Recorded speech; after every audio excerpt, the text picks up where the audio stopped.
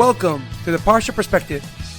Each week, we will delve deep in a weekly Torah portion to find a practical and insightful way to enhance your daily life.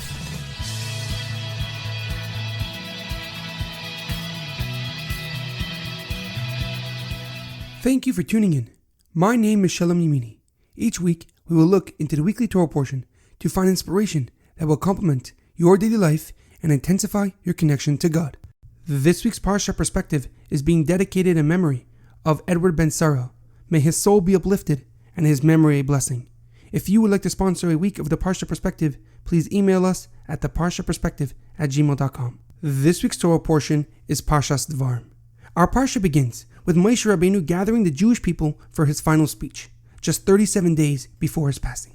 He rebukes them for their numerous past misdeeds and their lack of trust in Hashem.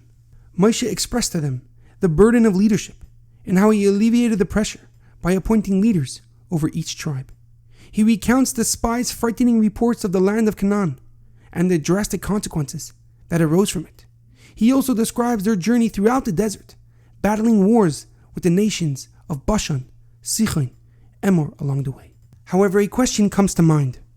The Torah does not actually detail the rebuke that Moshe gave the Jewish people. And Rashi explains that the reason for this is because Moshe was being respectful towards the Jewish nation. However, whenever Jewish people do something wrong in the Torah, it openly and harshly reprimands them. It even details the wrongdoings of our greatest leaders. So why do we find that suddenly Moshe Rabbeinu is rebuking the Jewish people through subtleties instead of telling them outright? What happened to being respectful throughout the rest of the Torah? Furthermore, Rashi writes that his rebuke was deliberately said in the presence of the entire Jewish people. So no one could say later on, if I had been there, I would have been able to respond to it. If this was the case, then shouldn't the critique have been given clearly and concisely? The Rambam in Hilchos Deis explains the mitzvah of rebuke. He writes that not only must the person receiving the rebuke be open to positive feedback, but the person giving it must convey that it is only being done for their well-being. One of the prerequisites for the commandment of rebuke is that it should only be done when necessary. God does not allow us ever to vent our frustration on another person. When we offer constructive criticism, we must do so out of genuine care and love of our fellow Jew. The reason for the explicit descriptions of the Jewish people's sins is to serve as a reminder for the rest of time that when we read about their mistakes in the Parsha of the week, we are meant to learn lessons that we can apply today. The Torah is not only speaking to people who lived in the time it was written, but rather to the Jewish nation as a whole for all of time. So here in our case, Moshe is speaking directly to the Jewish people. He is giving them a personal and intimate rebuke, but he's also sending them a clear message of his concern for their dignity and respect by rebuking them through hints.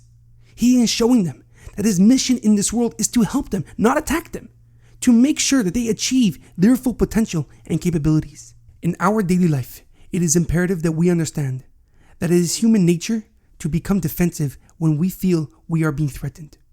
We become protective, shutting down any possibility of reconciliation or improvement. Therefore, if you offer constructive criticism, it should be done in a benevolent manner. You must clearly convey that the reason you are critiquing someone is for their benefit, and you only want to see them grow and achieve to their utmost potential. This lesson is especially important for us during the period of the mourning for the Beis HaMikdash. The primary cause of its destruction was sinas chinam, baseless hatred. So to reach the ultimate redemption, we must have avas chinam, which is loving our fellow Jews unconditionally. There is an amazing Jewish quote: Devarim hayetzim min halev nichnasam lalev. Words that come from the heart go to the heart. Have a meaningful Shabbos and an easy fast.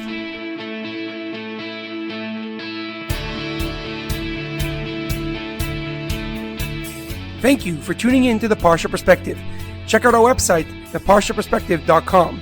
Send thoughts and comments to theparshaperspective@gmail.com. Till next time, thanks for listening.